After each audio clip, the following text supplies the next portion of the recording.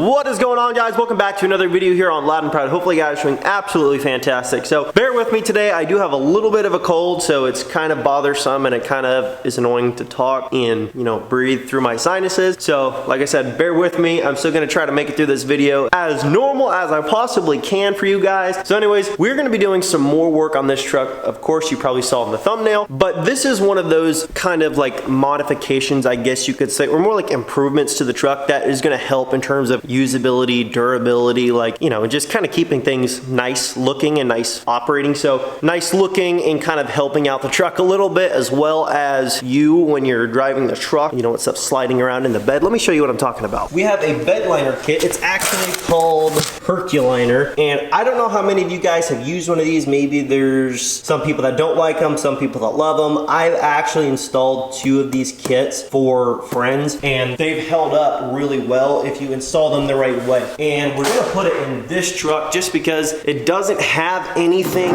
in the bed, and there's actually no tailgate latches, so I'm actually not going to drop the tailgate because that would have been extremely bad just now on camera. But anyway, so it actually kind of looks like Miguel sanded some of the bed. It looks like, I'm not sure, I can't tell for sure, but it kind of looks like there's sanding marks like on the bed. Maybe he was gonna paint it or just get all the dirt and dust off of it so it looked nicer, I don't know. But anyways, what we're gonna do is get to taking that stuff out of the bed there, sanding it down just a little bit more, taking the airbrush, getting this up, kind of blowing it out. And then what we're gonna try to do is install a bed liner kit today in the garage. And I wouldn't recommend doing it this time of year when it's like 20 degrees outside unless you have heat in a shop. If you're trying to do it outdoors or in an unheat regulated shop or room, it can just kind of suck a little bit because it won't dry right and it won't stick right and it just won't be good. So I wouldn't recommend it just if you're wanting the best results. But for this truck, we should be fine. We've got it about 75 degrees in here and it'll stay like that as long as this heater's sitting in here. So I think we're gonna be good to go to install this kit.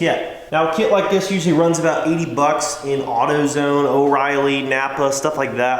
I'm not sure if all of them sell these kits, but most of those places will sell at least a kit. This kit was about 80 bucks. And then I also bought a couple cans of this stuff here, just because this bed's bigger than 6 foot, of course, so we might need a little bit of extra coverage. And they didn't have another box, nor did I really want to spend 160 bucks for a kit. But anyway, so we're gonna get to prepping that bed and hopefully having a nice installed bed liner. Now I'm not sure if I'm gonna actually be able to finish the kit today, but I'm at least gonna get a coating done and then give it a couple hours in the heated garage and then maybe try to do a second coat before I have to head out of town, but no guarantees. Let's just get started. Okay, everybody, so here's the kit and here is the basics to installing it. It's a 3-step process is what it says on a can. Prep it, apply it, and dry it. So in other words, basically you take this can and you just stir it up. Once you open it, you take your roller, you take the bed, you take the sanding paper right here, you work it, you just scratch the entire surface, scratch, scratch, scratch, scratch. Focus more on like the bed itself than like the sides. Like the wheel wells in the bed are what you mostly need to focus on because that's what you want to stick the absolute most. So if you're gonna put a bunch of time into something, don't put a ton of time into the sides as much as you are like the bed. So really work the bed, scratch it, get it good, take an airbrush if you have something like that, spray it out, wipe it down, let's say, and then after that, pretty much, you're basically ready to just start applying it, and then you're probably gonna want it to dry for several hours, and then after several hours come back, you know, give it a feel, you know, make sure it's not, you know, wet or sticky, and then if it's like dry to where you can rub on the bed liner and it's not coming off, obviously be gentle, make sure it's dry, but then if you think it's dry, give it a little rub, make sure it doesn't come off. Then if it's dry to the point to where you can put another coat on and put another coat on, pretty much just keep doing that until you run out, which is probably going to be about 2 goes around, and then you'll probably be out of stuff. That's why I bought the 2 extra cans to get like areas that like I need to do a little bit more in terms of like on the sides and stuff, but I'm mostly going to focus on getting the bed part done with this stuff. So essentially you're going to want to tape it off, take this, mask it off depending on where you want your bed liner to go. I want mine to stay under the bed rail, so pretty much it's going to go from here down. I'm going to take a strip of tape all the way down the side, and then same for the other side. I want it to be pretty much like all the stuff that's scratched up, marred up, and like worked up. That's not the nice new paint on the top of the bed. I'm pretty much going to just mask that off and get that all coated to where you only see really nice bed liner and really nice paint, not like really nice paint, a bunch of scratches and bed liner. You know what I'm saying? So it's all up to you and how you want to do it, but that's the way I'm going to do it, and I'm going to start right now.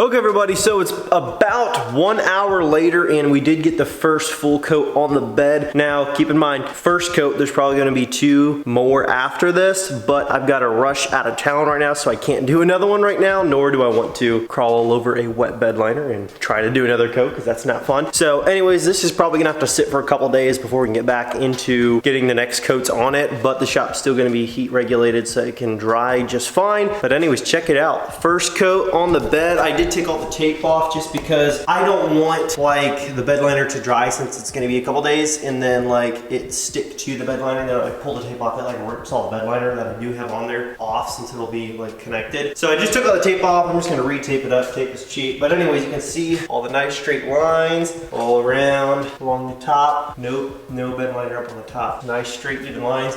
There's still a lot of spots that need more bed liner, of course. That's what I was telling you when I said it's the first coat. It's not done. I still gotta do 2 more on the bed, and then I'm probably gonna take the cans and go along that back and spray that. But I'm trying to mostly focus the thick, higher quality bed liner on like the sides and the bed itself and the wheel wells to protect those the most, since the back's like gonna get the absolute least use of the entire bed itself. So anyways, that's the progress right now. It looks pretty good. And if this all works out just like it has in the past, this is gonna be a really nice bed liner kit for a little over 80 bucks. So now that we got the bed liner, the first coat at least, done in the bed of that truck, we're gonna actually do something with the wheel and tire setup on this truck, and I think you guys are gonna really like it. So I've been talking, back and forth with a couple people regarding, what wheel and tire setup I wanna go with on this truck, what, is gonna be the end goal. And for me, I want the truck to be like bigger, wide, all that jazz, and then run it like that. I'm gonna kick that off before it goes crazy. And so an idea that I had, we have some 22 by 14 sitting over there, and the tires I think measure about 34 inches. We might be putting those on here so you guys can see what this thing would look like low and wide on some 22 by 14s and 34-inch Nittos. I think this is gonna look really good. Not to mention it'll match totally like with this pink tone and these headlights. It's gonna look so good.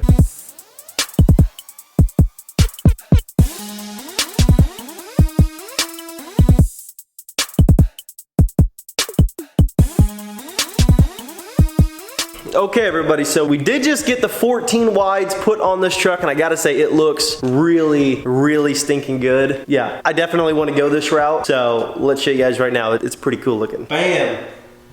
There it is. Look how beefy this truck looks. Oh my goodness. Oh man, it's freaking so pretty. I just love this look. I was debating whether or not I'd want the wide setup on this truck, because I was like, part of me thinks it's, way overkill and it's really not a practical, setup. Then part of me is like, screw practical, it looks freaking cool. So then I'm like, well, in that case, it's really awesome. And man, it does look so good. I know there's some people that after seeing the huge wheel and tire setup, the 16 by 10s and 38s on Rosine, everybody's like, man, go back to, that setup on most of your trucks and, do that kind of stuff on, vehicles now, because it just looks better. And it does look really good. I'm not gonna lie, I love that look. But for this truck, it's probably not the route I'm gonna go. I'm probably gonna go more something like this. Now, the turning radius with this setup, and no, we're not done with the frame. We're gonna do a bunch of suspension stuff, and when we have the E-arms dropped and the coil out and all that stuff, we're gonna finish doing the framing stuff in there. So don't let that get you off focus. But if you look here, it does have a decent amount of clearance still behind tire, like a whole hand width right there. And it has, tons of space up front. And honestly, I think this setup could be daily drivable on this truck. And this is stock suspension. This is a better angle. No leveling kit installed, stock suspension, and this thing looks so good. And I honestly can't wait to get back in town and drive this thing a little bit, because honestly, this might be the route I want to go. It's either going to be low and wide like this, or it's going to be tall and wide like this. So the fine details are going to have to get worked out another time. But yeah, check that out. It definitely looks good.